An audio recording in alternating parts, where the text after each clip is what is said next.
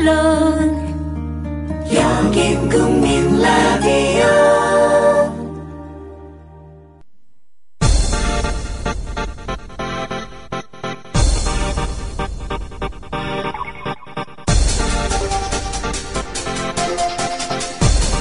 조성훈의 뉴스바.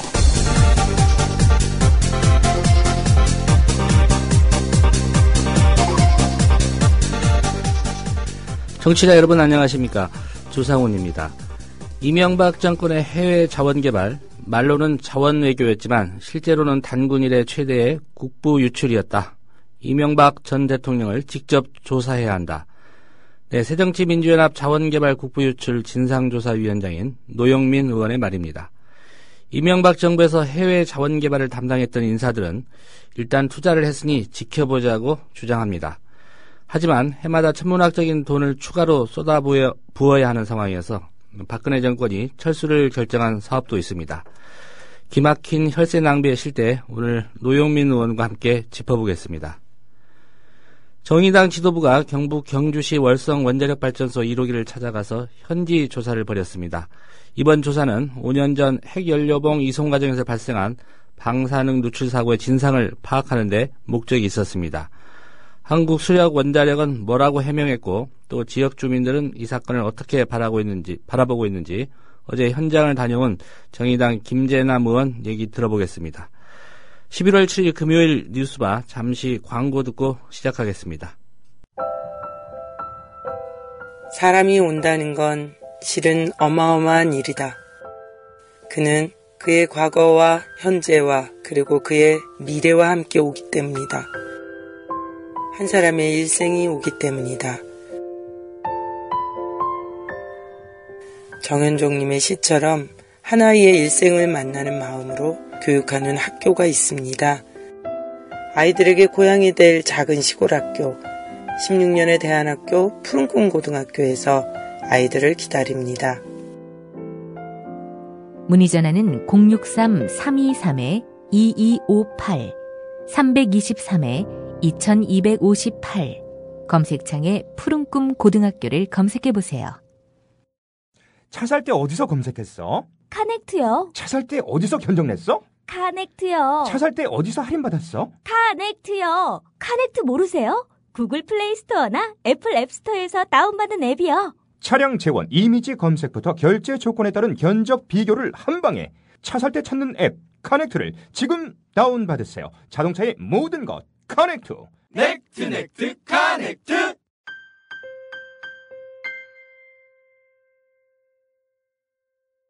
살균 탈취제 요즘 많죠.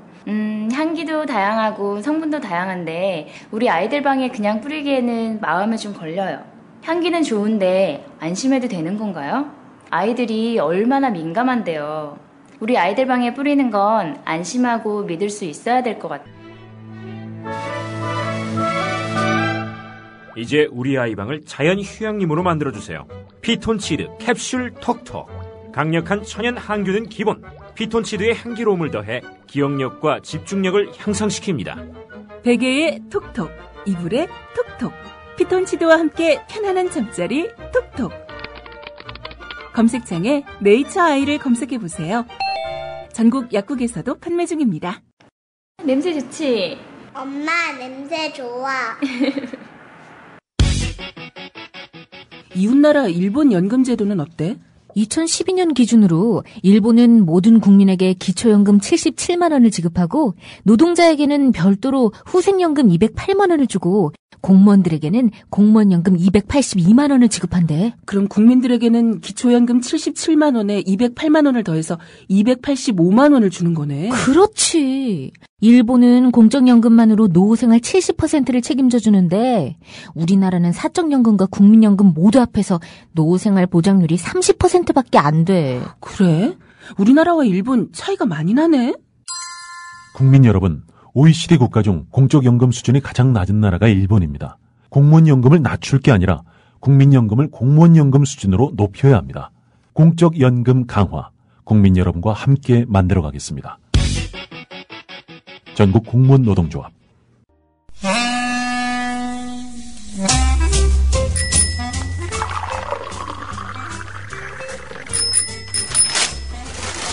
아침 신문 귀로 읽으세요. 김영민의 조간 브리핑.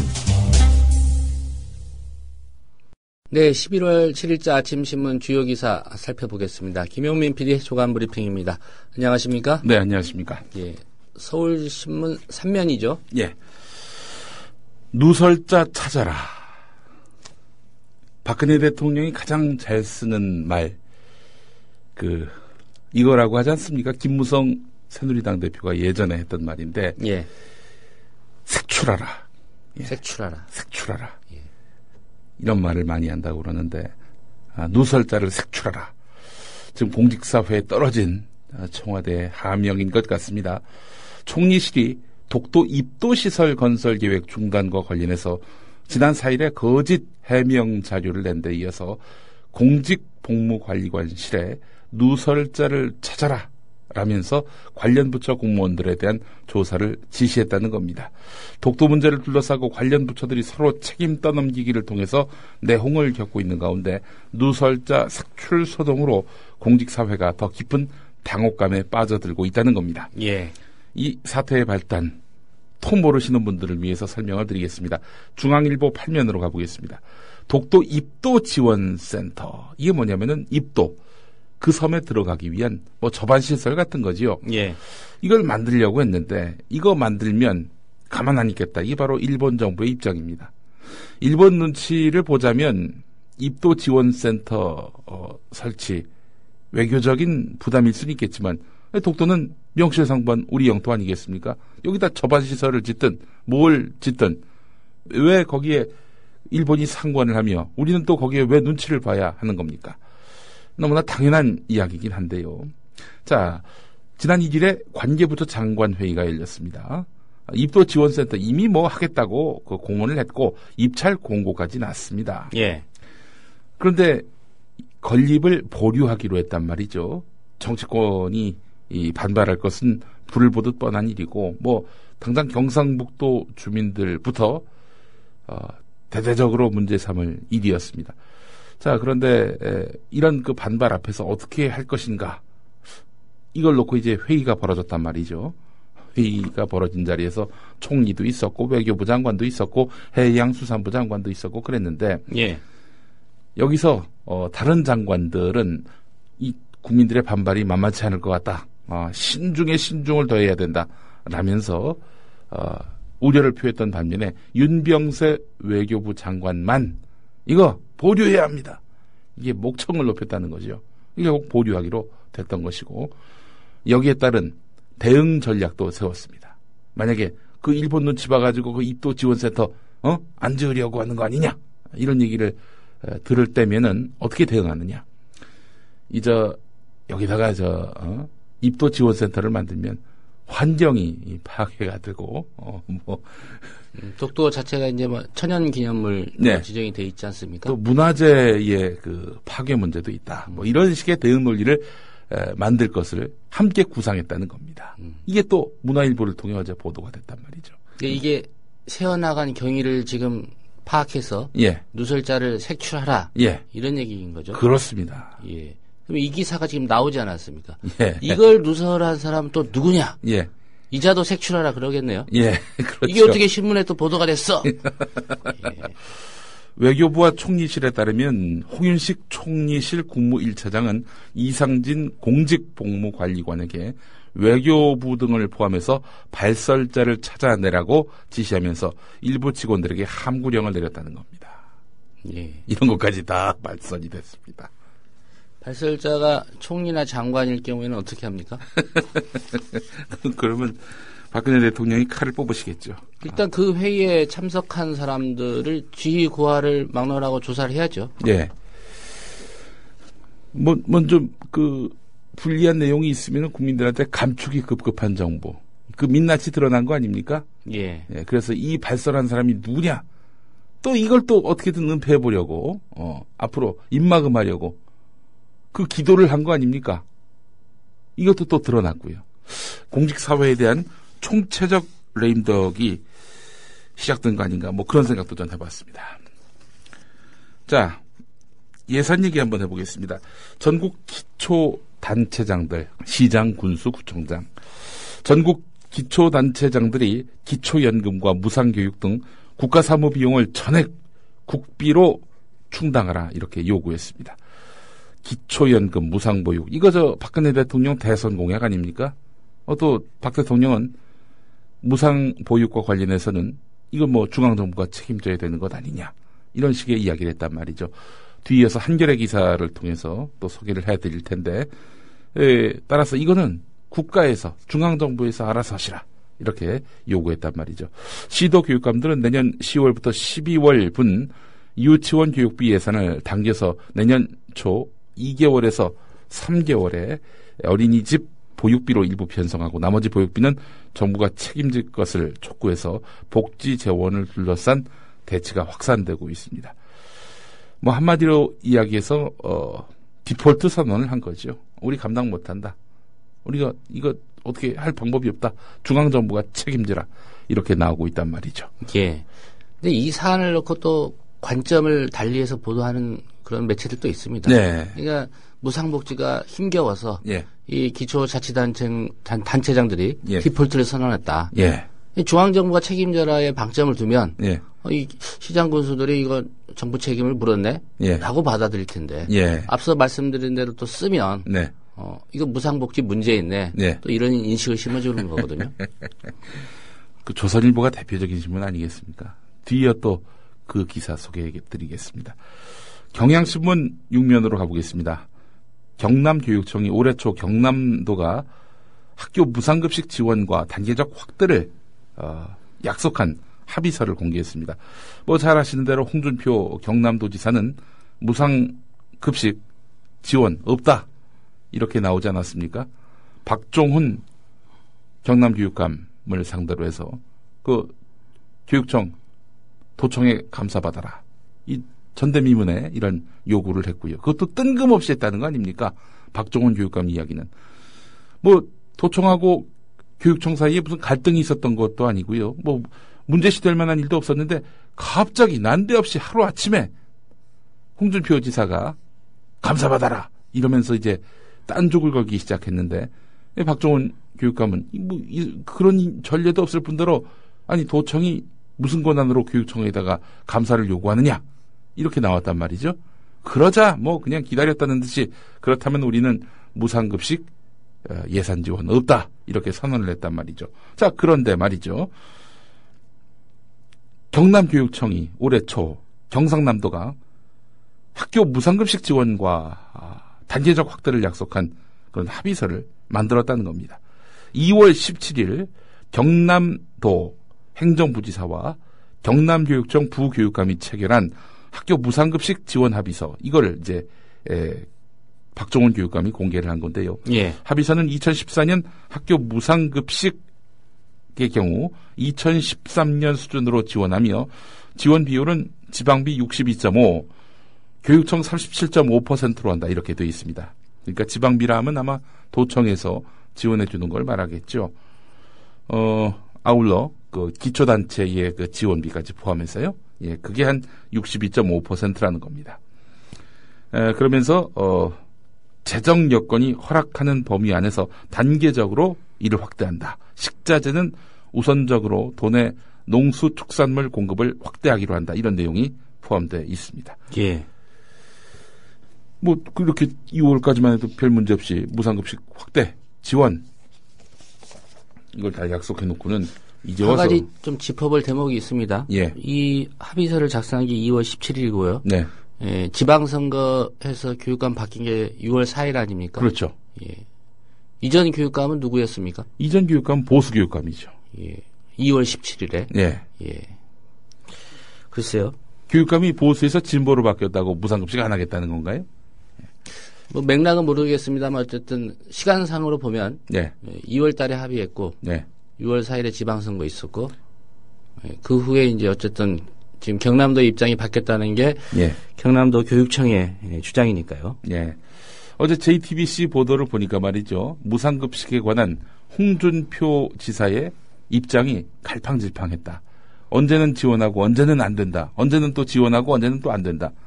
왔다 갔다 한다는 거죠. 무소신의 어떤 그 상징이다 이렇게 볼 수도 있을 텐데 말이죠. 예. 결국 자신의 어떤 정치적 이익에 기초해서 무상급식에 대한 관점이 왔다 갔다 하는 건 아니겠는가 이렇게 볼 수밖에 없습니다. 조선일보 3면에는 그런데 청와대 관계자들이 홍준표 지사가 적절한 문제 제기한 것이다 이렇게 평가하는 내용이 실려 있습니다. 지방자치단체의 무상급식 예산 지원 거부 입장, 사실상 물꼬를 튼 사람이 바로 홍준표 지사 아니겠습니까? 청와대 관계자는 무상급식 논란 지켜보고 있는 중이다. 이러면서 적절한 문제 제기한 거 아니냐라는 식으로 이렇게 반응을 보였습니다. 자, 그러면서 조선일보도 일면에다가 무상복지의 비명이란 제목의 기사를 실었습니다. 전국 시장, 군수, 구청장이 무상보육, 기초연금 돈 못 된다 이렇게 선언을 했고 교육감들도 내년 초까지 어린이집 지원을 하긴 하겠지만 이후에는 정부가 책임을 져라 이렇게 말한 내용을 갖고 이거는 그 무상복지의 그 어떤 종말을 예견하고 있는 것 아니냐라고 말하고 있습니다. 예. 재원이 부족하면 다른 재원을 확보할 길을 찾으면 되는 거 아닙니까? 그런데 재원이 부족하니 이제 무상복지 잡자. 이게 바로 조선일보의 취지 아니겠어요? 부자들한테 세금 제대로 걷으면 됩니다. 근데 지금은 증세 타임이 아니라는 게 지금 정부 입장 아닙니까? 그렇죠. 예. 조선일보 같은 경우도 증세로 이렇게 대안이 모색되는 걸 막기 위해서 무상복지 이걸 없애면 된다라는 식입니다. 부자를 대변하는 신문 조선일보를 서민들이 주로 이용하는 그런 식당이라든지 여러 자영업장에서 발견할 때마다 전 참 절망감을 느낍니다. 당신들을 대변하지 않는 신문인데, 부자를 대변하는 신문인데 왜 그런 신문을 돈 주고 보시는가? 그렇게 따지고 싶더라고요. 예. 그냥 식당을 하는 거지 부자인지도 모르죠. 아, 그런가요? 예. 식당은 좀 허름해도 실은 부자다. 알겠습니다. 오늘 한겨레 일면 제목이 이렇습니다. 누리과정 이영원, 초등 돌봄 이영원, 고교 무상교육 영원. 누리과정, 초등 돌봄, 고교 무상교육 모두 다 박근혜 정부 무상교육 공약이었거든요. 자, 그런데 2018년까지 2012년에 당선돼놓고 2018년까지 예산 배정을 하지 않고 지방자치단체와 교육청에 떠넘겼다는 겁니다. 예. 그래서 저는 이 무상교육, 이 무상교육이 대체 무슨 의미였는가 곰곰이 생각을 해봤습니다. 정부가 예산을 전혀 지원하지 않는 그런 의미의 무상 예산. 무상 제로 예산 공약이었는데 이 멍청한 국민들이 그거를 국가가 다 대주는 걸로 알고 예. 속인 사람이 잘못한 건지 속은 국민이 정말 한탄을 해야 되는 건지 무상 교육의 그 의미가 바로 그런 것이 아닐까. 무상 예산이다. 무상 예산. 제로다. 예. 무상 예산 공약이었음을 우리가 다시 한번 여기서 좀 깨울 필요가 있습니다. 예, 우리 모두가. 한국일보 일면으로 가보면 교육복지 예산 갈등 정부가 씨앗 뿌렸다. 이런 제목의 기사가 실렸습니다. 무상급식, 누리과정 같은 이런 교육복지 예산을 둘러싼 정부, 지방자치단체, 시도교육청 간 갈등이 정치권으로 옮겨가서 무상복지 논란이 재점화되고 있는데 근본적으로 복지를 대폭 확대하고서 예산은 나몰라라 한 정권이 결국 문제를 제기한 것 아니냐. 이런 지적이다라고 한국일보는 짚고 있습니다. 이 누리과정은 이명박 정부 시절인 2011년에 국회에서 합의해서 이듬해부터 논의가 됐죠. 당초에는 소득 하위 70%인 만 5세 이하의 아동의 보육비를 지원했지만 대선을 앞둔 2012년 3월부터 소득 구분 없이 모든 아동에게 지원을 확대했습니다. 박근혜 대통령도 당시 선거 과정에서 누리과정 확대를 공약으로 내걸었습니다. 하지만 애초에 정부와 지자체가 감당하던 보육비를 교육청에게 떠넘겨서 해마다 되풀이되는 복지 예산 갈등의 씨앗이 되었습니다. 누리과정 예산과 관련해서 2012년 1월 총리, 기획재정부 장관, 교육부 장관, 보건복지부 장관은 누리과정의 재원을 2014년까지는 국고와 지방교육 재정교부금을 함께 활용해서 지원하고 2015년부터 모두 지방교육 재정교부금으로 부담하도록 합의했지만 이 과정에서 지방교육 재정의 편성권과 집행권을 가진 교육감과 심의의결권을 가진 시도의회의 의견은 전혀 반영되지 않았다는 겁니다.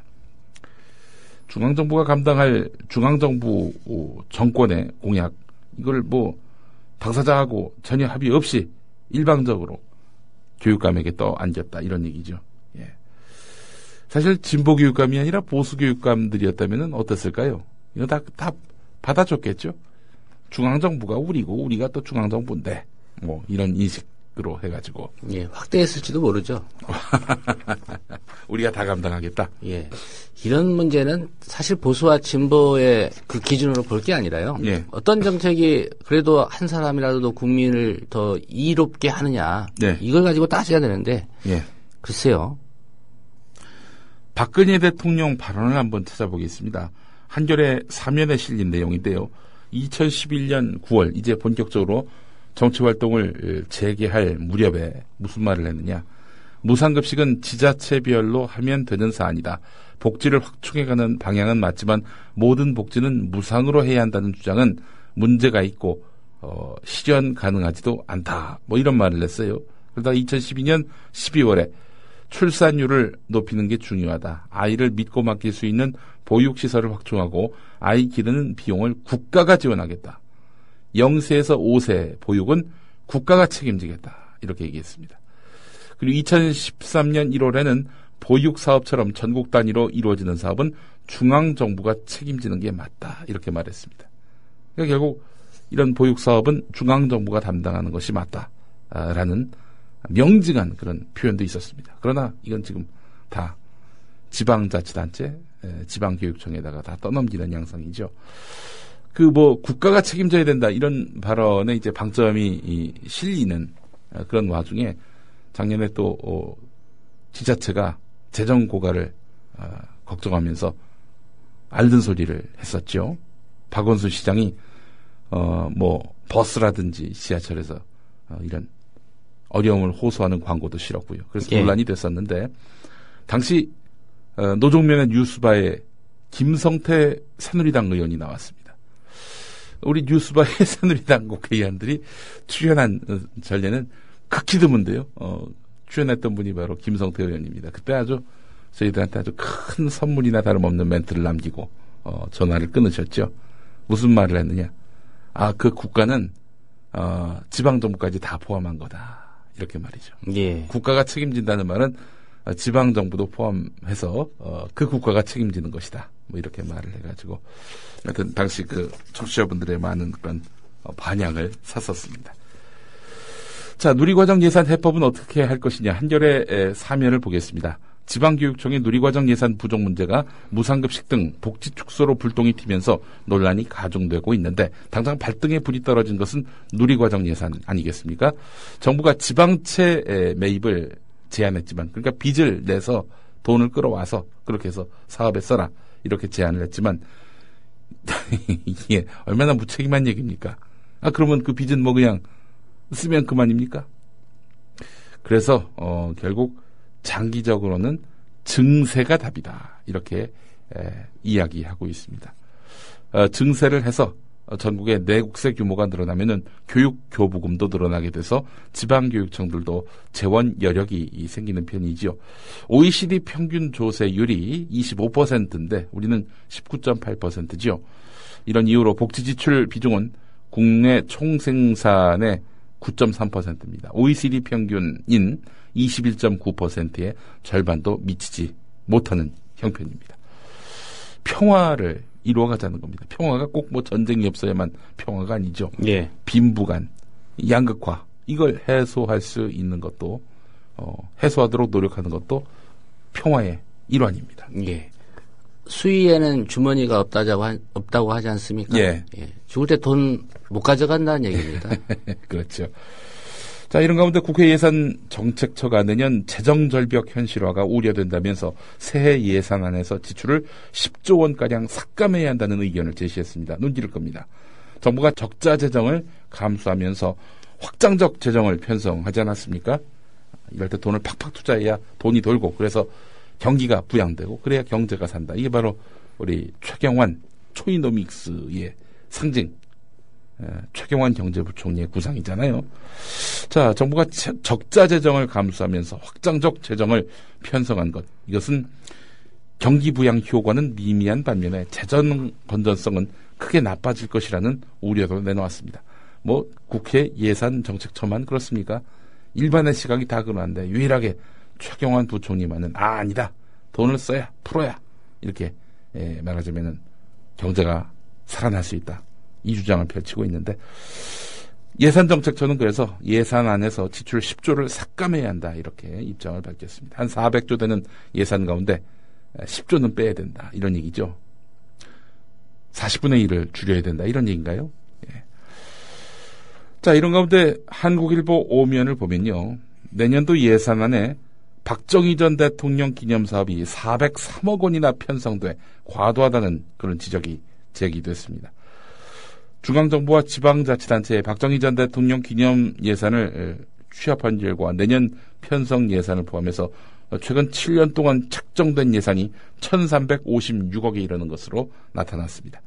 박정희 전 대통령의 생가가 위치한 구미시도 내년도 예산안 중 새마을운동 테마공원 조성 사업에 무려 295억 원을 배정했고, 대한민국 정수대전 행사에 2억 1천만 원, 민족 증관 건립에 1억 4천만 원을 편성했다고 하는데, 구미시의 요구 어떻게 수렴될지 한번 이것도 지켜볼 일입니다. 예. 정수대전은 뭡니까? 정수대전, 박정희의 정, 예. 이경수의 수. 그 정수 말하는 거죠. 그렇죠. 예. 이제 이 문제는 또 이렇게 봐야죠. 따져볼게. 노무현 전 대통령이나 네. 김대중 전 대통령, 또 뭐 최규하 대통령까지 포함해서 예.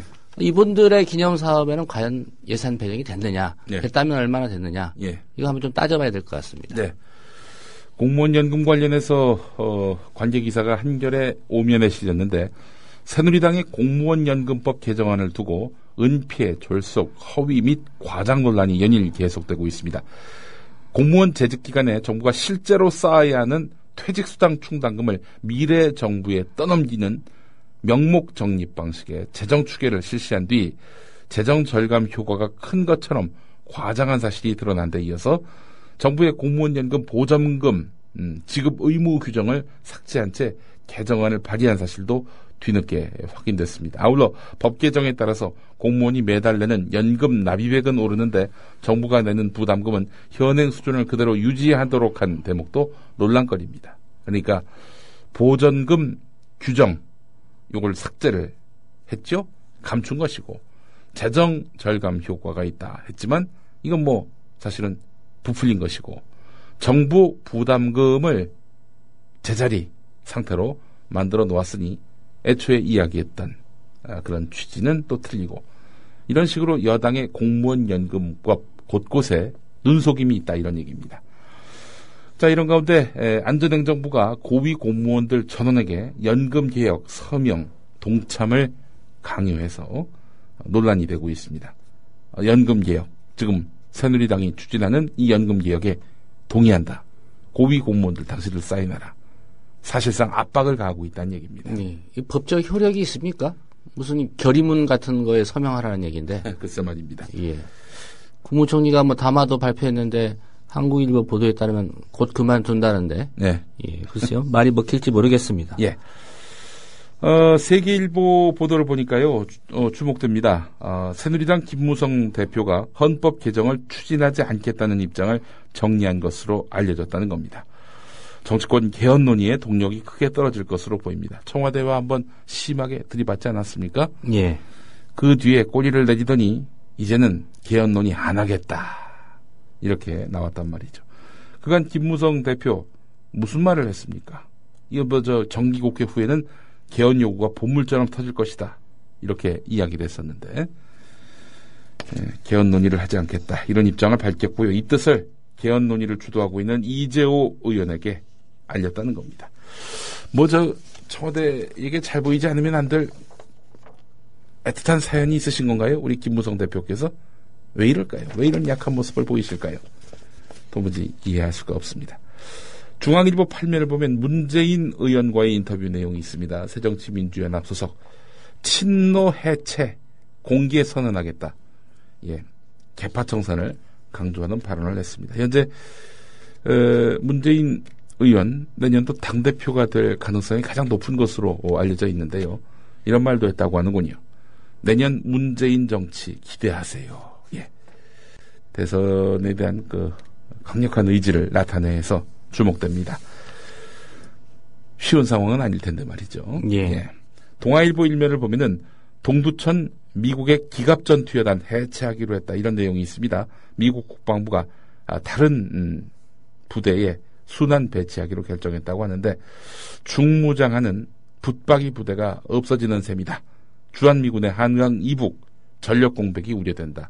이런 이야기입니다. 전시작전 통제권 전환 이게 또 무기한 연기되지 않았습니까? 예. 그러다 보니까 지금 서울 용산 동두천에 미군들이 상당 부분이 잔류하게 됐단 말이죠. 그래서 이제 지금 동두천 시민들은 단체로 걸기하고 나섰는데요. 이런 식으로 주한미군이 빠져나가면은 우리 안보에 위태롭다. 동아일보의 주장 내용인 것 같습니다. 예. 한강 이북 전력 공백 크게 걱정할 필요 없습니다. 예. 막강 삐라부대가 있지 않습니까? 삐라부대가. 예. 북한의 공격에도 전혀 개의치 않는 그런 분들. 예.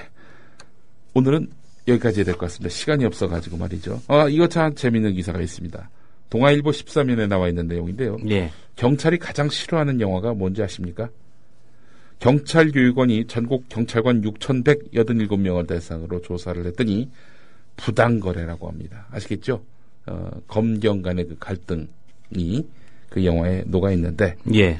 배우 황정민 씨가 경찰 광역수사대장으로 등장해서 검사에게 약점이 잡혀서 속옷 차림으로 잘못했다고 비는 장면이 있는 영화입니다. 그리고 부패경찰을 다룬 코미디 영화 투캅스 또 7번 방의 선물도 경찰이 꼽은 최악의 영화에 이름을 올렸습니다. 예.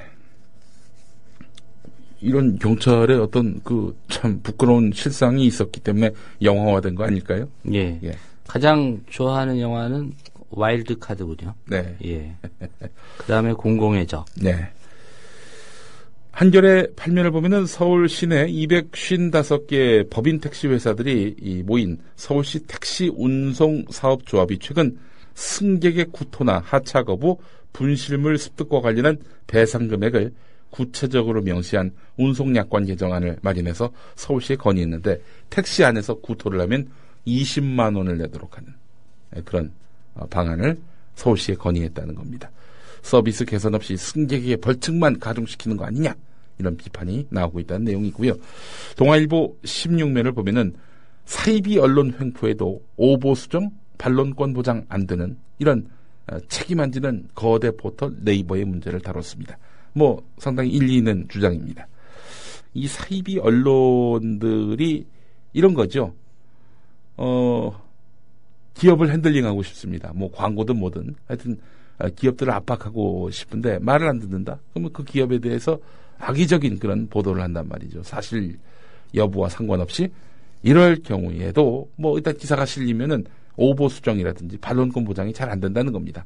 네이버에 실린 기사라면 말입니다. 근데 오보 수정, 반론권 안 되는 신문 중에 또 하나가 동아일보 아닙니까? 동아일보가 이런 얘기하니까 좀 상당히 민망합니다. 예. 오늘은 여기까지 해야 될 것 같습니다. 예. 김용민 PD의 조간 브리핑이었습니다. 잘 들었습니다. 예. 전지현 트레이너, 윤전추 행정관 의혹 갈수록 커지는데 때마침 김기춘 비서실장 청문회를 방불케 한 국회 예산결산특위의 한 장면. 최민희 새정치민주연합 의원과의 일문일답. 먼저 이 들어간 기구를 보면요. 실제로 이재만 비서관 말대로 춘추관에도 납품이 됐어요. 그리고 지하 강당에도 납품이 됐어요. 그런데 문제는요. 고가의 수입 헬스 장비 8,800만 원어치가 본관으로 들어갔습니다. 혹시 실장님, 청와대 본관에 직원들하고 기자들이 자유롭게 들어갈 수 있습니까?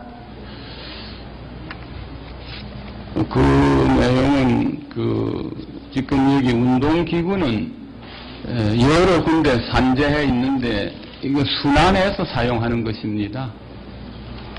실장님, 요즘은요 청와대 본관에 직원과 기자들이 들어가서 자유롭게 운동할 수 있냐는 겁니다.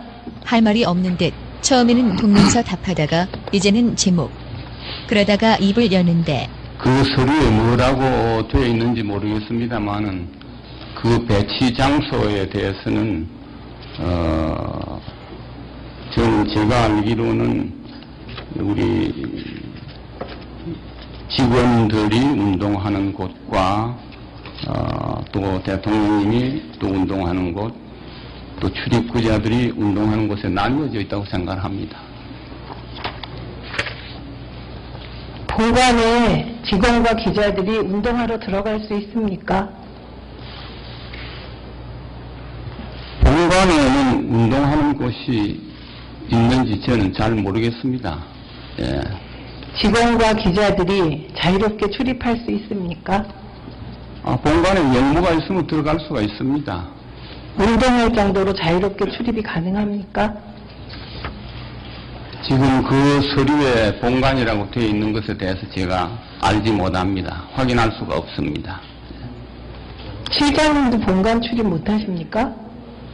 본관 출입합니다. 용무가 있을 때는 본관에 갑니다. 그런데 본관에 대통령 전용 헬스장이 있는지 없는지 모르십니까? 대통령 전용 헬스장은 없습니다. 본관에. 그러면 이재만 비서관이 있다고 한 거는 뭡니까? 그건 어디 있는 겁니까? 왜 실장님과 이재만 비서관이 말이 다릅니까? 말이 다른 것이 아니고 대통령께서 운동하신다고 말씀드렸습니다.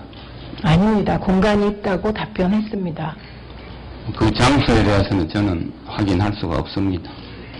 어쨌든 윤 전 행정관은 유명 트레이너고 그 트레이너가 가지고 관리했던 1:1 고가 수입 헬스 기구가 청와대에 들어갔고 그러면 그냥 트레이너로 고용하셨다고 했으면 이런 일이 안 생기지 않았을까요? 오바마도 오바마 대통령도 고용했었잖아요. 왜 이런 거를 숨기시는 거죠? 1:1 트레이너로서 일하는 것이 아니고요. 또 1:1 트레이닝 무슨 기구도 없다고 저는 압니다. 그러면 조달청 이 물품 목록이 조작된 겁니까? 그 목록은 제가 보지도 못하고 알지 못합니다. 그러니까 거기에 대해서는 제가 말씀드릴 수가 없습니다. 그 1:1 헬스기구 고가 수입 장비는 들어와 있는데 그럼 그거 안 쓰고 놔두려고 그냥 전시물로 산 건가요?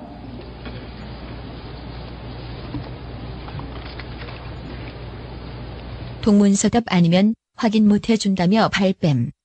그러다가 막다른 골목에 이르렀는데 쓰는 사람은 없고 아무나 출입 못하는 본관에다가 두고 이럴 거 뭐하러 샀느냐는 질문. 그러나 김기춘 실장. 청와대 운동기구는 순환해서 이곳저곳으로 옮겨가면서 사용한다는 말씀을 드립니다. 1:1 장비는요, 순환할 수가 없다니까요. 개인 장비입니다. 위기 탈출을 위한 김기춘 실장의 마지막 대응 카드가 또 있었으니. 죄송합니다. 여기서는 잘 안 들립니다. She makes me wonder, she makes me wonder. 김현주 PD가 단독 취재했습니다. 이곳은 공주보 상류입니다. 이미 20일 전쯤 이곳에서 큰빛 이끼벌레의 번식이 확인됐지만 이후 아무런 조치도 취해지지 않았습니다. 국민TV 뉴스K의 막내인 김현주 PD. 하루 4분 리포트를 위해 아침부터 밤까지 열정을 아끼지 않는 그녀. 자신이 하는 일을 설명하는데. 전태일 열사 아시죠? 자기 몸과 노동법전을 함께 태웠던 분 말이에요. 제가 하는 일은 오늘의 전태일에게 마이크를 들이대는 일, 그 일이에요. 미디어 협동조합. 이 세상에 억울한 사연이 모두 사라지는 그날까지 최선을 다하겠습니다. 조합원 가입으로 동참하실 수 있습니다. 지금까지 종로 보신각 집회 현장에서 국민TV 뉴스 김현주입니다. Breaking news So the United States is lowering. 출근길 국제뉴스 브리핑 장혜림의 월드 리뷰.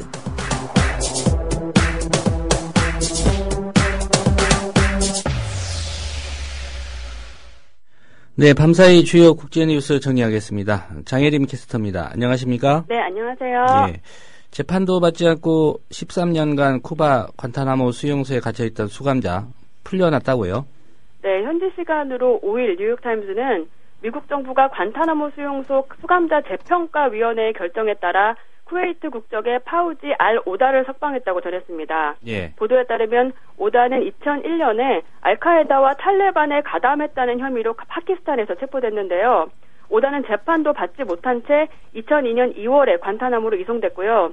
수감 중이었던 2006년에는 BBC에 고문에 반대하며 단식투쟁에 들어간 관타나모 수감자들에 대해 증언하기도 했습니다. 그의 가족들은 오다가 체포되기 전에 현상금을 노린 이들이 현지에서 구호활동을 하던 오다를 알카에다 조직원으로 신고했다고 주장하면서 그의 석방을 요구해왔습니다. 지난 7월 관타나모 수감자 재평가위원회는 자신이 극단주의 세력에 관여하지 않았다는 오다의 주장에 신빙성이 있다 이렇게 결론을 내렸고 예. 이것을 근거로 정부 당국자들이 지난달 그의 석방을 결정한 것으로 전해졌습니다. 예, 이 관타나모 수감자 재평가위원회라는데 여기가 역할을 한 것 같은데 이게 언제쯤 설치가 됐습니까? 관타나모 수감자 재평가위원회는 관타나모 수용소를 폐쇄하겠다고 공언한 버락 오바마 행정부가 지난해에 설치했습니다. 관타나모 수감자가 풀려난 것은 오바마 대통령이 탈레반에 붙잡힌 미군 육군 상병과 교환하느라 관타나모 수감자 5명을 석방한 이후 6개월 만이고요. 예. 수감자 재평가위원회를 통해 수감자가 석방된 것은 이번이 처음입니다. 이로써 관타나모 수용소에서 풀려난 수감자는 79명으로 늘었고 수감자는 148명으로 줄었습니다. 예, 아직도 148명이 수감되어 있는 상태군요. 네. 예, 아무래도 중간선거 패배의 여파인 것 같습니다. 오바마 미국 대통령이 추진하고 있는 이민개혁법, 여러 가지 정책들이 공화당의 반발에 좀 막히고 있는 그런 상황이라고요? 네, 중간선거의 결과가 나온 시점인 5일 오후, 오바마 대통령은 백악관에서 기자회견을 열고 공화당과 주요 현안에 대해서 타협하겠다고 하면서도 공화당에 반대하고 있는 이민개혁법 등의 처리를 위해 대통령 행정명령도 불사하겠다는 뜻을 밝혔는데요. 예. 불법 이민 청소년 수백만 명의 강제 추방 문제에 대해 올해 안에 대통령 행정명령을 통해 이들의 추방을 막겠다는 의지를 보인 겁니다. 공화당의 미치 맥코널 원내대표는 이에 반발하면서 이것은 우물에 독약을 넣는 것이고 또 황소 앞에서 붉은 깃발을 흔드는 것과도 같다 이렇게 말했는데요. 앞으로 오바마 대통령의 남은 임기 2년 동안 백악관과 공화당의 갈등이 깊어질 거라는 분석입니다. 한편 이번 중간선거와 관련해서 뉴욕타임즈는 조지 부시 전 대통령이 2006년 중간선거에서 참패한 다음 날 당시에 국방장관을 경질했던 것과 달리 오바마 대통령은 이날 장관이나 참모 중 누구도 경질하지 않았다고 전했습니다. 예. 미국 하버드 대학교 몰래카메라가 설치됐던 일이 알려져서 좀 논란이 큰 것 같습니다. 네, 그렇습니다. 하버드대 측이 교수와 학생들의 동의 없이 강의실에 카메라를 설치한 사실이 드러났습니다. 하버드대 학내 언론인 하버드 크림스는 4일 컴퓨터학과의 해리 루이스 교수의 지난 봄학기 수업 강의실에 학교 측이 사전 공지도 없이 학생들을 촬영했다고 보도했는데요. 예. 당시 강의실 10곳에서 2천여 명의 학생들이 촬영된 것으로 전해졌습니다. 이 촬영은 관련 학생들의 부학장이 승인한 것으로 학내의 자기주도 학습 연구자들이 학생들의 출석률과 또 교수들의 강의 태도 등을 확인하기 위해 카메라를 설치해 1분마다 사진이 찍혔던 것으로 알려졌습니다. 예. 아무래도 학생들 그리고 교수들의 반발이 클 것 같은데 어떻습니까?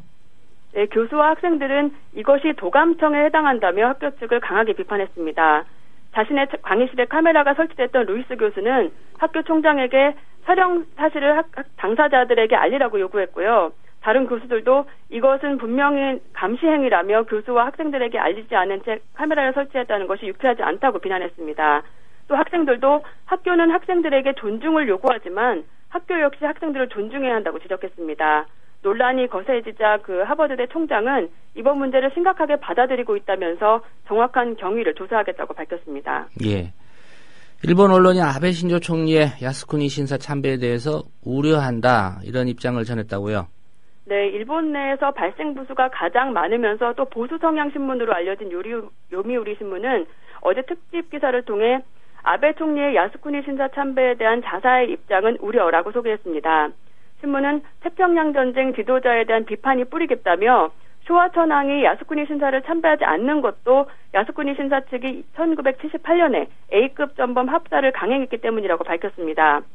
요미우리 신문은 또 작년 12월에 아베 총리가 야스쿠니 신사를 참배한 것에 대해 미국이 실망했다 이런 이례적인 성명을 발표했다는 사실도 전했습니다. 예, 보수 성향의 요미우리가 이런 입장을 나타냈다는 게 좀 주목할 만한 것 같습니다.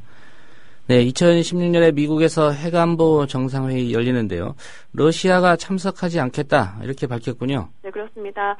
러시아 외무부는 현지 시간으로 5일 오는 2016년에 미국에서 개최되는 제4차 해관보 정상회의에 참석하지 않겠다고 발표했습니다. 러시아는 지난 3일에 열린 해관보 정상회의 준비회담에도 불참했는데요. 러시아 외무부는 미국이 정상회의에서 주도권을 잡으면서 다른 참가국의 견해를 무시하기 때문에 불참한다고 밝혔고요. 예. 미국이 제안한 해관보 정상회의 준비 구상은 이전 회의의 개최국들인 미국과 한국, 네덜란드에만 특권을 주고 다른 참가국들은 공개적으로 차별하면서 결의문 초안 작성에 참여하지 못하도록 배제하고 있다고 지적했습니다. AP통신은 러시아가 우크라이나 사태로 인한 서방과의 갈등 때문에 불참을 결정했다고 전했습니다. 한편 미국 국무부는 러시아가 불참하더라도 다른 경로를 통해 해관보에 대한 논의를 이어갈 것이라고 밝혔습니다. 네, 오늘 소식 잘 들었습니다. 네, 감사합니다. 네, 장혜림 캐스터였습니다. 계속해서 이 시각 주요 뉴스 문희정 아나운서가 짚어드립니다. 이 시각 주요 뉴스입니다. 세월호 특별법과 정부조직법 그리고 유병헌법으로 불리는 범죄 수익 은닉 규제와 처벌에 관한 법 등 이른바 세월호 3법이 여야의 7일 처리 시한 합의대로 오늘 국회 본회의에서 처리될 수 있을지 주목됩니다. 세월호법은 세월호 참사 진상규명 등을 위해 최대 18개월 동안 활동이 가능한 특별조사위원회를 설치하고 위원장은 세월호 유족이 추천하도록 하는 내용을 담고 있습니다. 조현천 기무사령관은 방산비리 논란과 관련해 방위사업청을 담당하는 기무사 요원을 100% 물갈이하겠다고 밝힌 것으로 전해졌습니다. 조 사령관은 기무사령부에서 열린 국회정보위원회의 비공개 국정감사에서 방산비리는 기무사가 철저히 예방하고 단속해야 하지 않느냐는 여야 위원들의 지적에 이같이 말했다고 정보위 여당 간사인 새누리당 이철우 의원이 언론 브리핑을 통해 전했습니다. 검찰이 민주사회를 위한 변호사 모임 소속 변호사에 대한 징계를 대한변호사협회에 신청하면서 논란이 일고 있는 가운데 당사자인 장경욱 변호사가 과거 1심의 사건 변론 당시 수사기관의 위법한 퇴거 처분으로 피해를 입었다며 국가를 상대로 낸 소송에서 최종 승소했습니다. 정부가 미국에서 첨단 미사일 방어 시스템인 패트리얼3를 도입하기로 하는 등 한국형 미사일 방어 체계 구축에 본격적으로 나섰습니다. 국방안보협력국은 예상 가격은 14억 500만 달러, 한화로 1조 5천억 원 가량으로 주요 계약사는 록히드 마틴과 레이시언이 될 것이라고 밝혔습니다. 한국과 중국이 어제 베이징에서 한중 자유무역협정 FTA를 둘러싼 핵심 쟁점들을 타결하기 위한 14차 협상에 착수했습니다. 이번 협상에는 한국 측에서는 윤상직 산업통상자원부 장관이, 중국에서는 가오후청 상무부장이 각각 수석대표로 나섰습니다. 국립재활원이 출장이나 휴가 등으로 선택진료 의사가 환자를 직접 진료하지 않았는데도 선택진료비를 받았다가 보건복지부 종합감사에서 적발됐습니다. 지금까지 이 시각 주요 뉴스였습니다. 시대와 역사의 맥이 짚힌다. 조상훈의 뉴스바. 현장에서 전해드리는 실시간 정치권 뉴스. 네, 정치권 소식 국회에 출입하는 김효진 PD 연결해서 들어보겠습니다. 안녕하십니까? 네, 안녕하세요. 김효진입니다. 예. 오늘 새누리당하고 공무원 노조가 만나죠. 공무원연금 개정안 관련해서 끝장 토론 벌인다는데, 뭐 토론 끝난 거 아닙니까? 워낙 지금 새누리당이 많이 속이고 숨겼다, 이런 주장들이 제기돼서요. 네. 일단 김무성 대표가 직접 나선다고 합니다. 김무성 대표는 오늘 오후 국회 당 대표실에서 공적연금 강화를 위한 공동투쟁본부 즉 공무원 노조 측과 만나서 공무원연금 개정에 동참해 줄 것을 호소하고 또 나름대로 설득을 한다고 합니다. 김무성 대표가 직접 나선다는 점에서 이 공무원 노조는 우려와 동시에 기대도 조금은 갖고 있는 것 같습니다. 예. 김 대표의 입장이 강고한 것과는 별개로 이 자신들의 입장에서 부분적으로나마 이 긍정적인 결단을 내려줄 수 있는 사람도 결국은 김무성 대표라고 보는 측면이 있기 때문입니다. 김무성 대표는 지난 5일에 이미 이 시간을 무제한으로 할애해서 진지하게 대화하겠다 이렇게 말한 바 있습니다. 예. 일단 만난다니까 어떤 얘기가 오갈지는 지켜봐야 되겠지만, 네. 만났는데 어떤 결실도 맺지 못한다. 그러면은 공무원 노조가 좀 더 강경한 입장으로 갈 수도 있을 것 같은데 어떻습니까? 네, 말씀하신 내용하고 연결지어서 생각을 해보자면 오늘 김 대표와 공무원 노조의 만남이 공무원연금 개정 전국의 분수령이 될 수도 있습니다. 어제 정홍원 국무총리가 대국민 담화를 통해서 공무원 사회에 협조를 호소했고 정부 부처 차관들이 공무원연금 개혁에 동참하겠다는 결의까지 하면서 공무원 노조를 거세게 압박을 했죠. 그러자 공무원 노조는 현재 대응 수위를 높여서 집단 행동에 돌입할 수밖에 없지 않을까 싶다. 총파업 같은 극단적인 행동까지 고려될 수밖에 없다는 뜻을 밝혔습니다. 김무성 대표와의 대화가 어떻게 흐르느냐에 따라서 어느 쪽으로든 결단이 이루어질 가능성이 높다고 하겠습니다. 예. 국회 일정도 좀 살펴보겠습니다. 오늘이 지난달 말에 여야가 합의하면서 이 세월호 3법 일괄 처리키로 한 그 시한입니다. 오늘 본회의 열기로 한 거죠? 네, 그렇습니다. 세월호 특별법하고 유병헌법, 정부조직법 이렇게 세 가지 법안 오늘 일거에 처리한다는 게 여야의 기본 방침입니다. 세월호 특별법과 유병헌법은 어제 각각 이 소관 상임위인 이 농림축산식품해양수산위원회 전체 회의 그리고 법제사법위원회 법안심사 소위를 통과해서 본회의에 붙여졌습니다. 그런데 안전행정위원회가 소관 상임위인 정부조직법은 법 개정안이 실효를 갖게 되는 시행일을 둘러싸고 여야 간 이견이 있어서 진통이 예상됩니다. 잠시 뒤인 오전 10시에 안행위 전체 회의가 속개됩니다. 예, 이 정부조직법 개정안에 말씀하신 그 시행일이라는 문제, 구체적으로 어떻게 여야 간의 입장이 갈리고 있는 상황인가요? 안전행정부하고 여당인 새누리당은 정부조직법 개정안 적용 시기를 오는 19일로 정하자고 주장합니다. 하루 전인 18일에 국무회의 의결을 거치게 되니까 그 직후에 되도록 빨리 개편 작업을 마무리해야 한다는 겁니다. 반면에 야당 측은 예산안 처리가 마무리된 뒤에 그러니까 다음 달 2일 이후로 정해야 한다고 맞서는 중입니다. 원칙적으로 예산안 심사 도중에 정부 조직이 변경이 되면 정부는 변경된 조직에 맞춰서 이른바 수정 예산을 제출해야 합니다. 예. 이 수정 예산이라는 것이 국무회의 의결을 거쳐서 국회로 오기까지 빨라도 열흘은 걸릴 텐데 그 전에 시행을 해버리면 결과적으로 예산상에 문제가 생길 수 있다 이런 겁니다. 원칙적인 차원이지만 어쨌든 야당 쪽의 말에 조금 더 공감이 됩니다. 안전행정부가 행정자치부로 바뀝니다. 그리고 국무총리실 산하에 국민안전처와 인사혁신처 이렇게 두 개의 처가 신설이 됩니다. 이 처라고 하면은 식품의약품 안전처 떠올릴 수 있겠죠. 만만치 않은 그런 개편 작업입니다. 규모적으로도 그렇고요. 그런 만큼 예산 문제를 간과할 수는 없을 것 같습니다. 예. 어쨌든 야당의 주장이 더 합리성이 있어 보입니다. 네. 예. 네, 오늘 본회의 예정대로 열리게 된다면 아무래도 이제 세월호 특별법 이게 가장 큰 관심사이기 때문에 유가족들이 본회의에 참관할까 이게 좀 주목되는데 어떻습니까? 네, 단원고 학생 희생자 학부모들로 구성된 세월호 가족대책위, 세월호 가족대책위 전명선 위원장, 유가족 100명에서 150명 정도가 본회의에 참관할 것이라고 말을 했습니다. 가족대책위는 어제 새누리당 김재원 원내수석 부대표 그리고 새정치연합 우윤근 원내대표에게 본회의 참관을 제안했습니다. 이를 양당 지도부가 받아들이면서 참관이 성사가 된 겁니다. 예. 이 비단원고 희생자, 보통 일반인 희생자라고 표현이 되는데 그건 좀 부적절한 것 같고요. 비단원고 희생자 유가족들 중에서도 10명 정도가 본회의 참관 신청을 했다고 합니다. 예. 국회가 본격적인 예산안 심사 착수했는데요. 전체 네. 예산 규모 정부가 내는 게 지금 376조 원입니다. 네. 예. 다시 한번 간략히 어떤 내용이 담겨 있고 또 어떤 예산 구성으로 되어 있는지 좀 정리를 해 주시겠습니까? 네, 마침 어제 국회 예산결산특위가 예결특위가 새해 예산안 심사를 위한 첫 회의를 여는 것으로 국회 예산안 심의가 그야말로 실질적으로 시작이 됐습니다. 정부가 제출한 예산안은 총액 376조 원 규모입니다. 올해보다 20조 원, 5.7%가 늘어난 겁니다. 2009년 이후로 가장 크게 늘어난 수치라고 하고요. 이 정부의 구상은 돈을 더 많이 풀어서 내수를 띄우고 경제를 활성화시키겠다는 것이죠.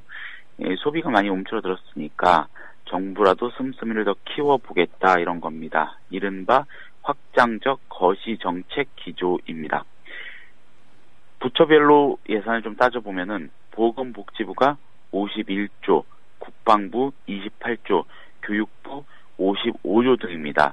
이 분야별로 따져보자면은 복지와 안전 그리고 박근혜 대통령이 주창하는 창조경제라는 것에 대한 예산이 크게 늘었습니다. 예. 복지 예산은 115조 5천억 원으로 사상 처음으로 전체 예산의 30%를 넘겼습니다. 안전 분야 예산도 올해보다 무려 18% 늘어난 14조 6천억 원에 이릅니다. 이 창조경제라는 것에 관한 예산은 8조 3천억 원, 연구개발 예산 18조 8천억 원이 책정됐습니다.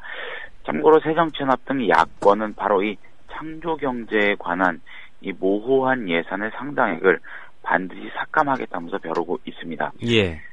문제는 국가 재정입니다.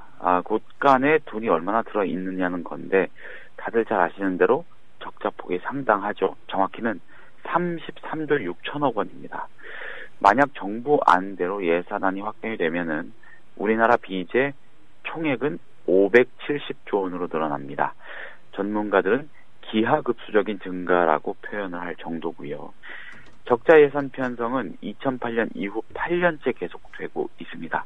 2008년은 글로벌 금융위기가 몰아닥쳤던 때입니다. 예. 이렇게 계속해서 적자 예산 편성하고 있는데 이거 해결할 수 있는 방법이 증세 또 아니면 부자감세 철회인데 정부가 이거는 아직 때가 아니다. 계속 이런 입장 아닙니까? 그렇습니다. 굉장히 심각한 문제입니다. 사실 지금 여론이 이쪽으로 좀 눈을 돌려야 할 필요도 있을 것 같습니다. 수치만으로도 쉽게 확인할 수 있습니다. 국회 예산정책처가 최근 내놓은 자료를 한번 살펴봤습니다. 복지 지출 등을 위한 증세나 세출 구조 조정이 수반되지 않은 상태로 지금과 같은 흐름이 이어지면 2060년에 우리나라의 국가 채무는 무려 1경 4,612조에 이를 것이라고 합니다. 상상이 안 되죠. 1경 4,612조. 예. 국민 한 사람당 3억 3천만 원에 달하는 규모입니다. 현재 가치로는 5,900만 원 정도 되고요. 예. 5,900만 원도 작은 돈이 아니죠. 특히 2033년부터는 이 국채 발행을 통해서도 나라 빚을 갚을 수 없는 재정 파탄 상태에 이를 것이라는 전망도 국회 예산정책처는 내놓았습니다. 전망의 근거는 인구 고령화에 따른 세입 감소와 복지 지출 확대로 인한 세출 증가 추세입니다. 새누리당이 공무원 연금을 걸고 넘어지고 문제 삼으면서 2080년 언제쯤이 되면은 정부가 1,000조 넘게 부담을 해야 된다. 나라 망한다 이러지 않습니까? 근데 이 확장 재정에 대해서는 아무 말도 안 하는 게 사실 모순이라고 할 수가 있습니다. 예. 많은 경제 전문가들이 확장적 재정 운용 기조를 제고하고 재정 건전성에 무게를 둔과 동시에 고소득층과 재벌 대기업 세율 정상화 그리고 이명박 정권 이후 지속되어온 부자 감세 문제를 바로잡을 것을 주장하는 배경이기도 합니다. 예. 오늘 소식 잘 들었습니다. 네, 감사합니다. 연결해서 직접 들어보겠습니다. 어제 많이 우셨습니까? 예. 보라색 상의. 병원에서 흔히 입는 그런 옷 색깔 아닌가요? 조상훈의 뉴스 반은 월요일부터 금요일까지 오전 8시 30분에 생방송으로 이튿날 새벽 1시에 재방송으로 함께 하실 수 있습니다. 지금부터 조상훈 기자의 깊이 있는 인터뷰와 함께 하시겠습니다. 네, 대통령이 날았던 수십조를 날렸다면 국민들 과연 어떻게 해야 될까요? 해외 자원 개발 얘기입니다. 해외 자원 개발의 실상을 파헤치기 위해서 수년간 곳곳을 다니며 조사한 국회의원이 있습니다. 노영민 새정치민주연합 의원입니다. 당내 MB정부 해외자원개발 국부유출 진상조사위원장이기도 한데요.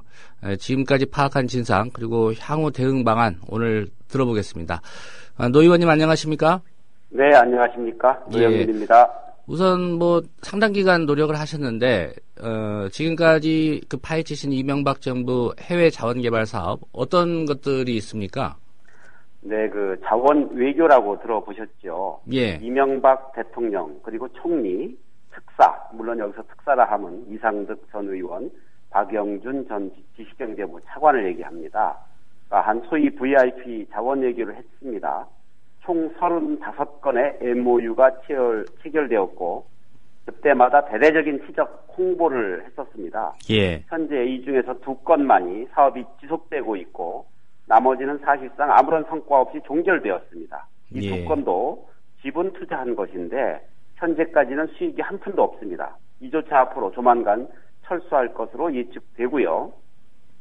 대표적인 실패가 석유공사가 인수한 캐나다의 하베스트 날입니다. 예. 총 손실이 2조 5천억이 예상됩니다. 이 단일 공장에 또 그 광물공사는 그 부도난 멕시코의 볼레오 광산에 2조 3천억 원, 가스공사는 사실상 파산한 캐나다의 가스 광구에 1조 원 가까이 투자했다가 원금조차 회수하지 못하고 있습니다. 예.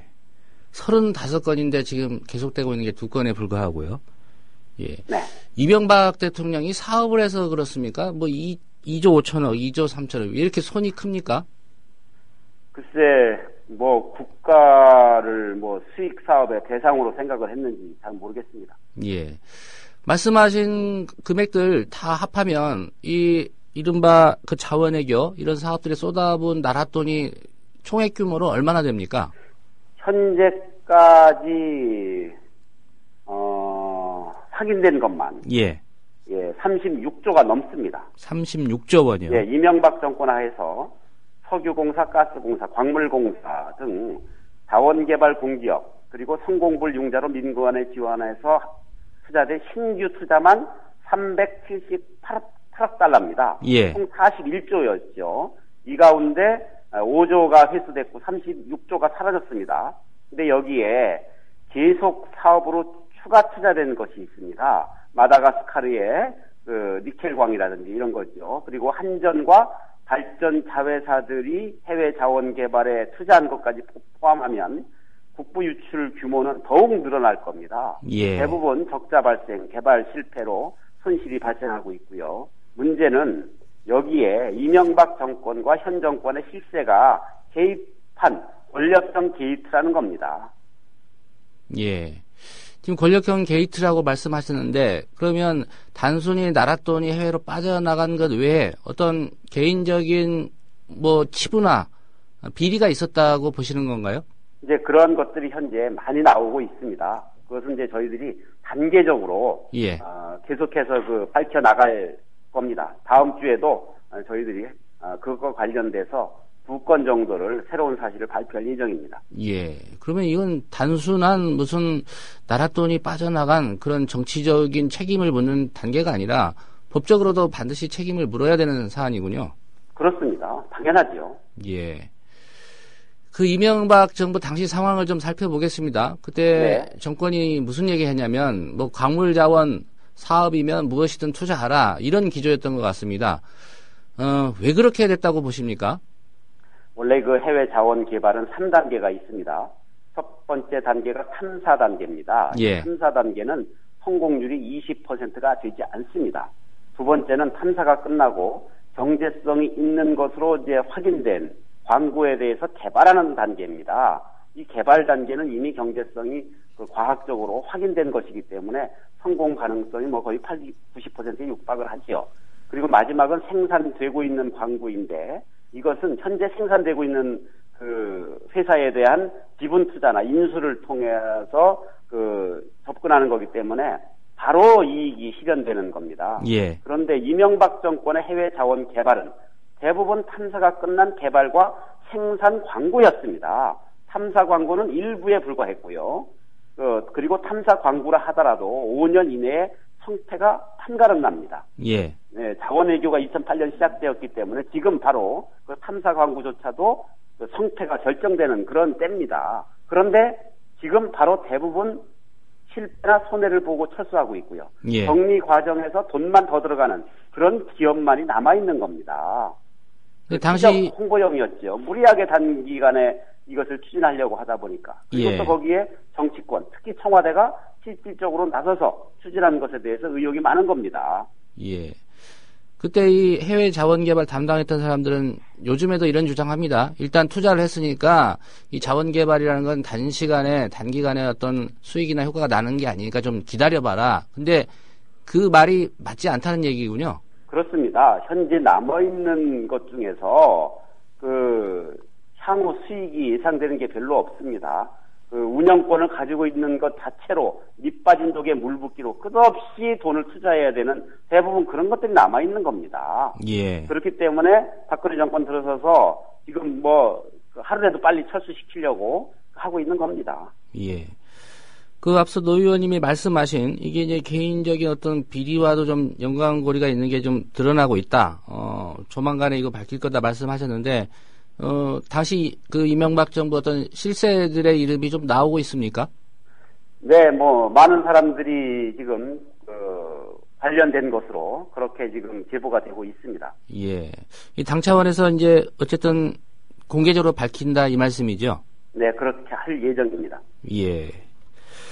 그 박근혜 정부 이게 무리한 사업이었다는 거 인정하고 있습니까? 뭐 지금 새 정부 들어서 인정하고 있습니다. 총리, 장관 다 인정하고 있습니다. 예.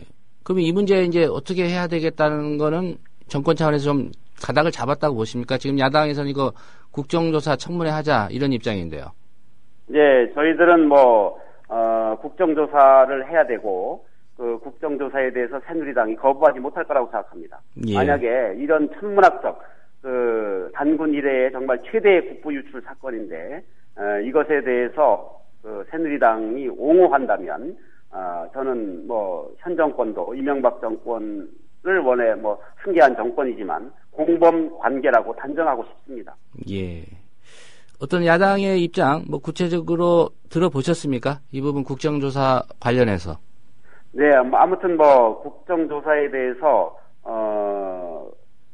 저희들은 새누리당이 거부하지 못할 거라고 믿고 있고요. 예. 아마 새누리당 당내의 문제만 해결된다면 국정조사로 가지 않을까 그렇게 생각합니다. 예, 여당의 입장인데 제가 잘못 말씀을 해서 그 부분은 바로 잡겠고요.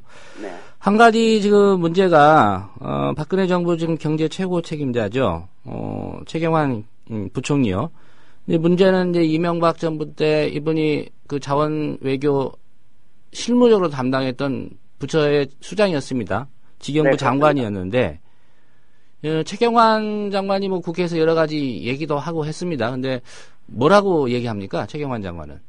최경환 장관은 현재 처음에는 부인했었다가 지금은 보고받은 사실에 대해서는 시인합니다. 예. 그런데 그 당시에 자기가 취임한 직후라 사실 세세한 것을 몰랐다.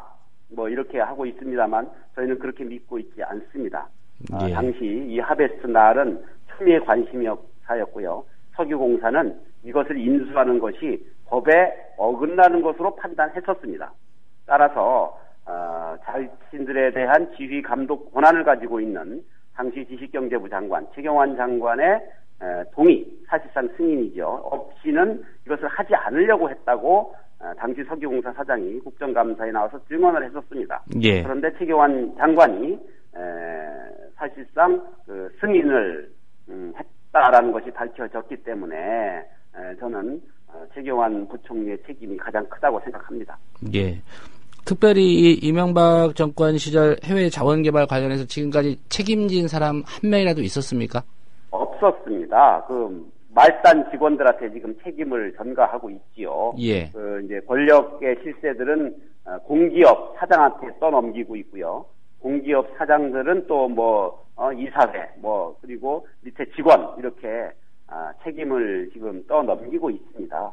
사실 예. 저희들이 볼 때는, 배후에 최고 권력, 실세들이 다 개입한 것으로 그렇게 알고 있습니다. 예. 앞서 설명하신 그런 대표적인 실패 사례 중에 하나가 이제 캐나다 하베스타 인수, 이거 말씀하셨습니다. 한 2조 5천억 정도 현재까지 손실을 본 것으로 파악됐다, 이렇게 말씀하셨는데, 요 사업만 좀 구체적으로 좀 어떤 문제점이 있었는지 짚어주시겠습니까? 예, 석유공사가 하베스트를 인수할 때, 원래는 자회사인 정유 부분을 담당하는 자회사입니다. 예. 날이라고 합니다. 이것을 인수하지 않기로 했었습니다.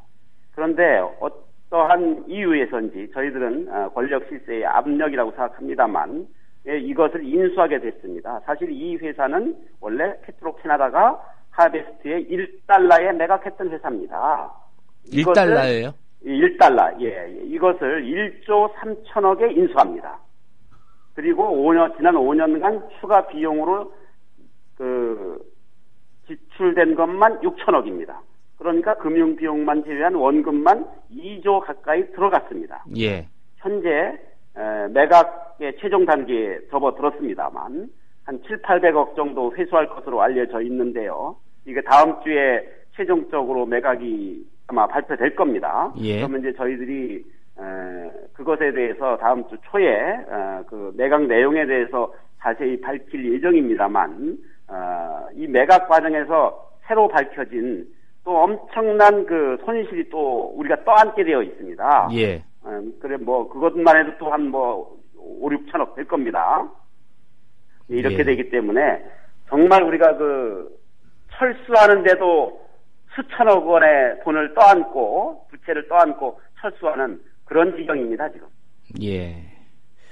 그리고 당시에 하베스트를 인수할 당시에 자문사가 메릴린치였거든요. 예. 이 메릴린치의 이명박 대통령의 집사라고 불렸던 청와대 김백준 총무비서관 아들이 상무로 근무하고 있었습니다. 예. 이것을 자문을 계약을 체결하고 서울 지점장으로 승진했거든요. 그런데 이제 메릴린치는 선정 과정에서 원래 낮은 점수였습니다. 예. 그래서 자문사로 선정이 됐죠. 석유공사는 이제 총 4건의 자문을 메릴린치에 줬는데 이 자문 수수료만 250억을 줬습니다.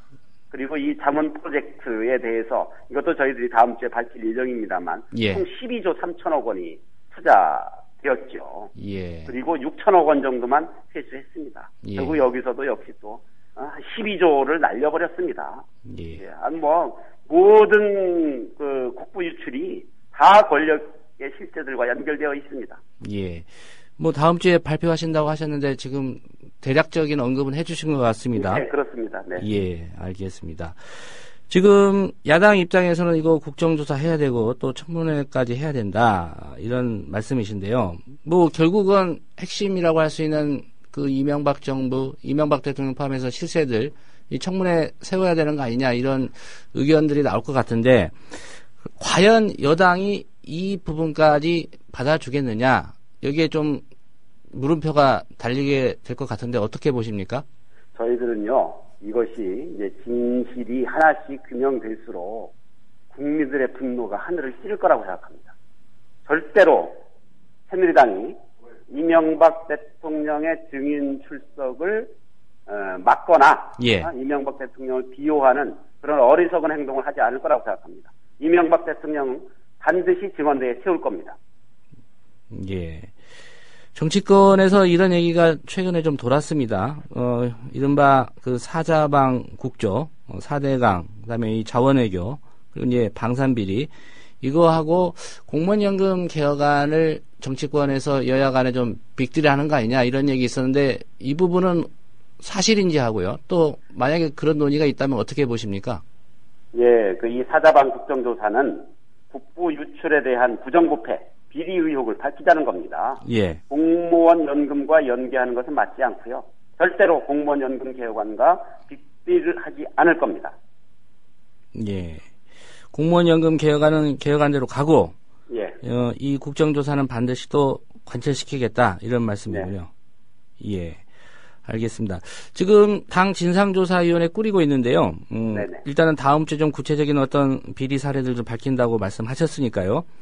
이 정기국회 끝나고 어떻게 국정조사 일정을 바로 요구를 하실 계획이십니까? 어떻게 시기는 어떻게 언제쯤으로 보고 계십니까? 예, 저희들은 뭐 이번 정기국회 중에 이 국정조사 특위의 구성을 제안할 예정입니다. 예. 어쨌든 정기국회 이후까지 미루지는 않겠다 이런 말씀이고요. 예, 그렇습니다. 예, 알겠습니다. 조사는 물론 내년에 되겠으나 예. 구성은 올해 끝내는 것으로 기획하고 있습니다. 예, 알겠습니다. 다음 주에 또 당 차원에서 발표하는 상황 보고 추가로 또 인터뷰 요청을 좀 드리도록 하겠습니다. 오늘 말씀은 여기까지 듣겠습니다. 잘 들었습니다. 네, 감사합니다. 예, 지금까지 새정치민주연합 내 MB정부 해외자원개발 국부유출 진상조사위원장인 노영민 의원이었습니다. 사람은 곧 하늘이다. 우리 사람은 모두 골고루 잘 살 천부적인 권리를 하늘로부터 받고 태어났다. 침략, 외세를 몰아내고 우리 한번 정말 좋은 세상 만들어보자. 우리나라가 일본 놈한테 합방당하고 소위 한일 늑약이 맺어져가지고 나중에 나라를 다 뺏겼어요. 동학 농민들을 다 때려 죽였기 때문에 녹두꽃이 떨어지면 청포장수 울고 간다.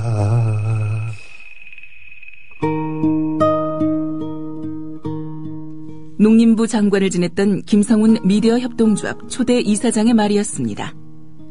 미완으로 끝난 동학 농민운동. 그러나 아직 끝나지 않았습니다. 미디어 협동조합 건설로 맥을 이어갈 수 있습니다. 정의롭고 평화로운 세상을 갈망하는 민주 시민의 꿈. 미디어 협동조합 건설로 연글고 있습니다. 국민점TV에 접속하셔서 조합원 가입하기를 클릭하심으로 동참해 주십시오. 좌절하기엔 아직 이릅니다.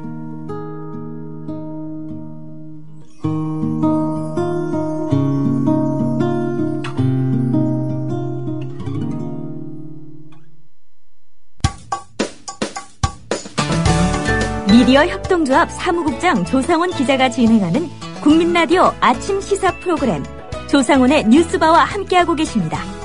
이 방송은 이튿날 새벽 1시에 재방송되며 팟캐스트 포털 팟빵에서 다시 들으실 수 있습니다.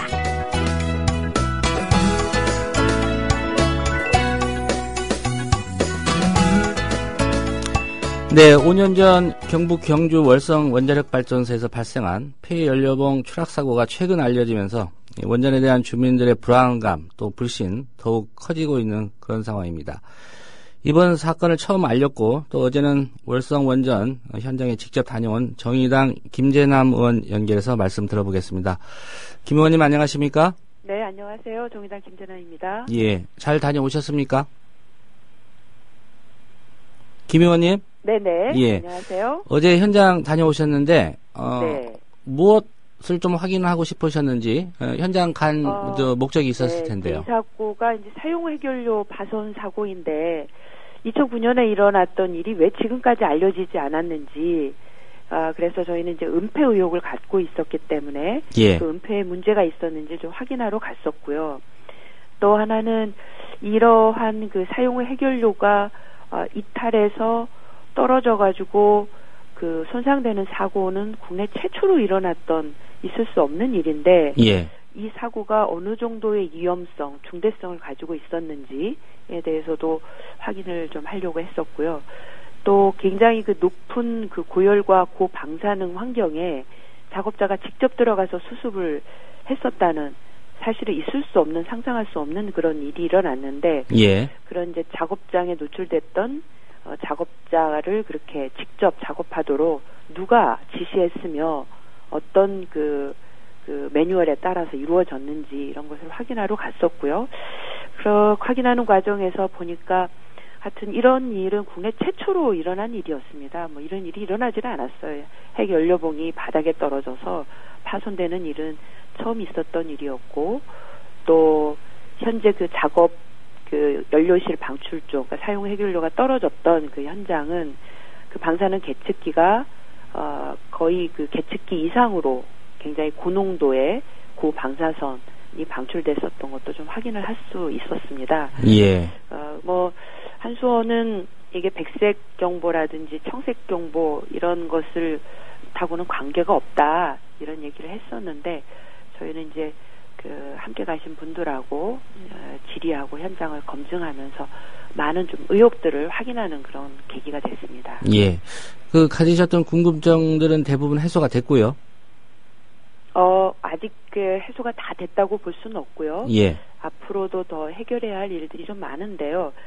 그 한수원은 우선 이게 이제 보면 백색 경보를 내려야 될 때가 있습니다. 이때는 일정한 그 원자로 주변에 고준위의 아주 높은 방사능이 방출되었을 때는 백색 경보를 울려서 내부뿐만 아니라 외부 주민들에게도 그것을 알려야 됩니다. 국민들에게 알려야 되는 건데 예. 사실 그 연료 방출실에서는 굉장히 계측기가 계측할 수 없을 만큼의 고농도의 방사능이 방출이 됐었거든요.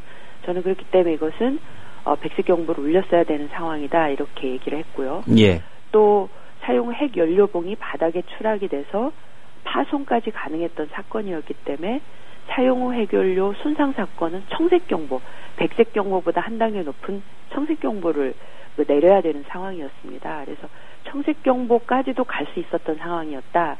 이렇게 하는 이제 의견을 냈는데 한수원은 이제 그렇지 않다라고 얘기를 하고 저희는 현장을 가서도 백색 경보 이상 청색 경보에 준하는 그런 사고였다라고 이제 어제 얘기를 같이 가신 분들하고 나누었었습니다. 예.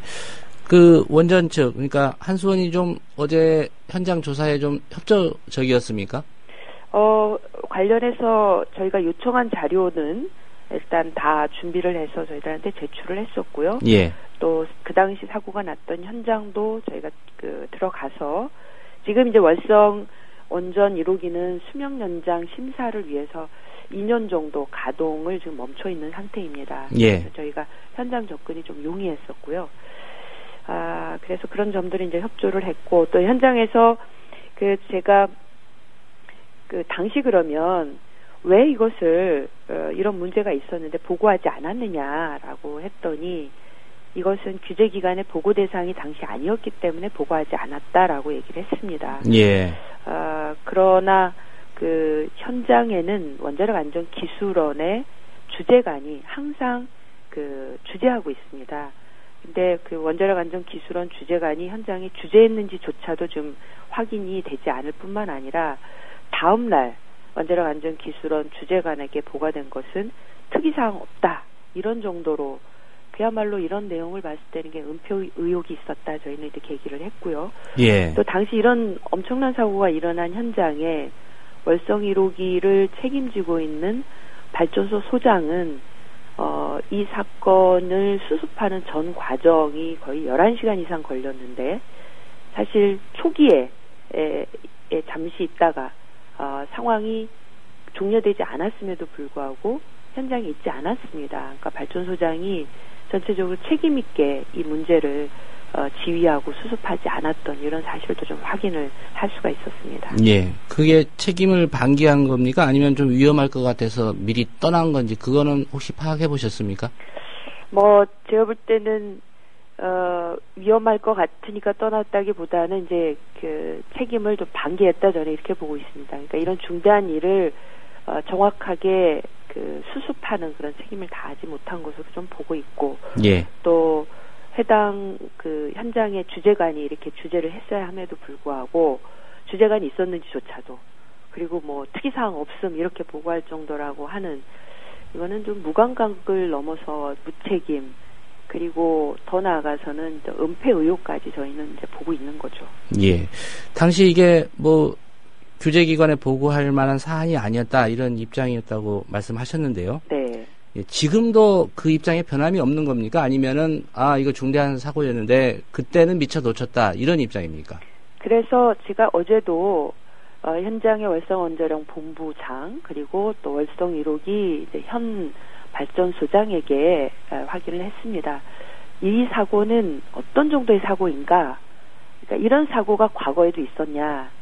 국내 최초의 사고였다라고 인정을 했고요. 예. 그다음 이 사고는 중대하지 않는가라고 얘기를 했습니다. 그랬더니 이것은 심각할 수 있다라고 얘기를 했습니다. 그러나 과거에 저희가 최초에는 이건 경미했기 때문에 보고하지 않았다라고 했음에도 불구하고 어제 현장에서는 이런 사고는 원전 운영 역사상 처음 있었던 일이고 이거는 매우 심각한 정상적이지 않은 상황이었음을 이제 현장에서 한수원도 인정을 했었고요. 예. 제가 그런 얘기도 했습니다. 사실 정상적으로는 핵연료봉을 다 쓴 핵연료봉을 꺼내서 수조로 보관하는 과정은 2, 3분 정도밖에 걸리지 않습니다. 예. 정상적인 과정은.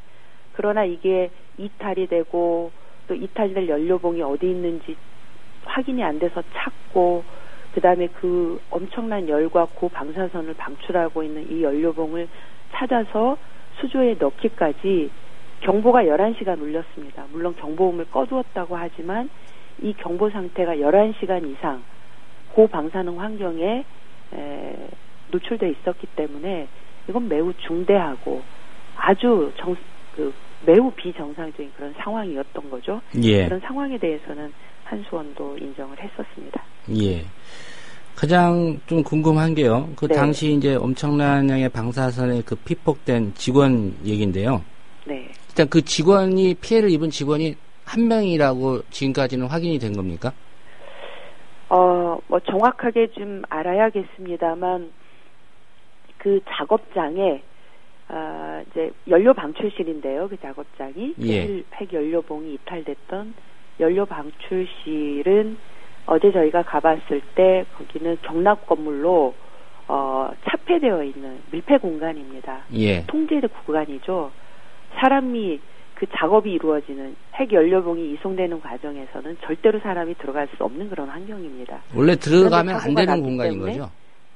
말씀하신 그 작업자가 들어갔는데 예. 그 작업 환경에 들어간 사람은 이제 한 명으로 확인이 됐고요. 예. 그 한 명은 저도 이걸 조사하는 과정에서 이제 한번 만나봤습니다. 예. 이제 그 현장에 들어간 이후로 계속해서 코피를 쏟는다든지 이제 어지러움증, 두통 등 건강상 이상 징후를 호소하고 있었습니다. 지금도 건강 상태가 그러면 그렇습니까? 지금도 지금 건강 상태가 매우 좋지 않다 이렇게 호소를 하고 있습니다. 예. 주민들의 반응도 좀 궁금합니다. 어제 가신 김에 직접 들어보셨을 텐데 뭐라고들 하시던가요? 그러니까 이제 이런 사실이 5년 전에 있었고 또 작년 원자력 안전위원회가 이제 법원의 요구에 의해서 이거를 조사하는 과정이 있었는데 예. 원자력 안전위원회도 이것을 4일 동안 조사하고 알리질 않았어요. 그러니까 주민들이 가장 화가 나는 것은 왜 이런 일을 알리지 않느냐라는 거죠. 한수원도 알리지 않았고 원자력 안전위원회도 알리지 않았고 원자력 안전위원회는 작년에 이거를 다시 조사할 일이 있었는데 그 경주시에 있는 원자력 안전협의회도 알리지 않았고 예. 또 주변 지역 주민들의 기구인 민간환경 감시 기구에도 알리질 않아서 결과적으로 주민들도 제가 이 사실을 세상에 알려서야 비로소 알게 됐습니다. 예. 그래서 어저께 제가 경주 월성 1호기 그 현장에 방문했을 때 주민들께서도 그 앞에 지금 그 현장에서 농성을 하고 계신데요. 이런 이제 은폐하고 있는 그리고 은폐하면서 주민들의 삶과 안전에 지대한 영향을 미치는 이 월성 1호기를 수명 연장하는 데만 급급해 있는 한수원에 대해서 매우 그 강도 높게 이렇게 비판을 하고 계셨습니다. 예. 지금 월성 원전 말씀하신 대로 재가동 여부 하기 위해서 지금 가동 쉬고 있는 상황인데요. 네. 현실적으로 이거 재가동 어렵다 이렇게 봐야 되지 않을까 싶은데 어떻습니까? 지금 월성 1호기는 이제 2009년도 한수원이 경제성 평가를 할 당시에는 약간의 경제성이 있는 것으로 평가를 했었습니다. 예. 그러나 그 이후로 10년 동안 설사 수명을 연장해서 재가동을 하고 그 다음에 폐로를 할 때 폐로 비용이 당시 비용보다 지금 현재는 2배 이상 이게 올라갔습니다. 그래서 이 상승된 폐로 비용을 고려를 하면 지금 투입 대비 나오는 어떤 이익을 얻는 부분은 오히려 마이너스가 됩니다. 그래서 예. 경제성도 없는 것이고요.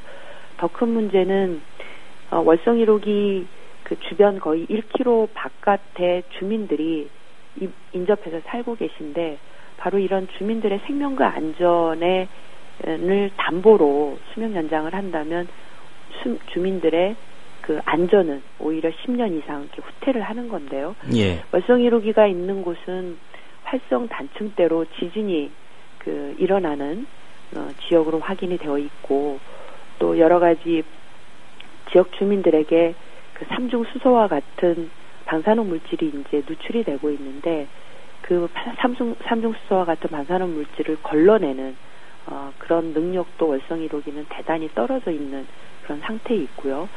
그래서 안전성 면에 있어서도 결코 안전하지 않다 이렇게 보고 있습니다. 그래서 어찌 보면 지금 월성 1호기는 이런 여러 가지 문제들, 경제성 문제, 또 안전성 문제, 또 지난 여러 차례 그런 어떤 사고를 은폐하는 문제들을 다 포함해서 예. 주민을 위해서 그리고 또 시민의 생명과 안전을 위해서는 지금 폐쇄하는 게 가장 적기라고 이렇게 보고 있습니다. 예. 원안위 입장은 어떻습니까? 원자력안전위원회는 기술적으로는 문제가 없다 이런 이제 보고서를 내놓고 있는데요. 예. 사실 월성 1호기 이런 원전을 폐쇄하는 여부는 기술적인 검증만으로 가능하지 않습니다.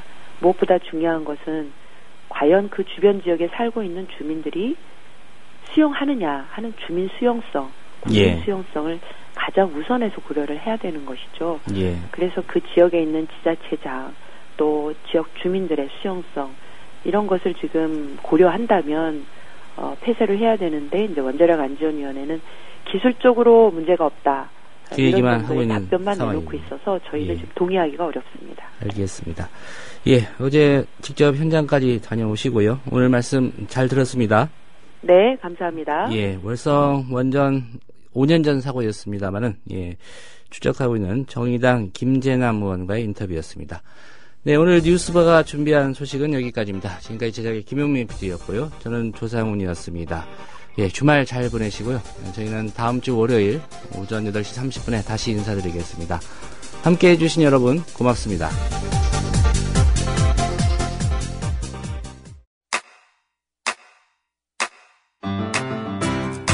국민라디오 지지하는 4가지 방법 아시나요?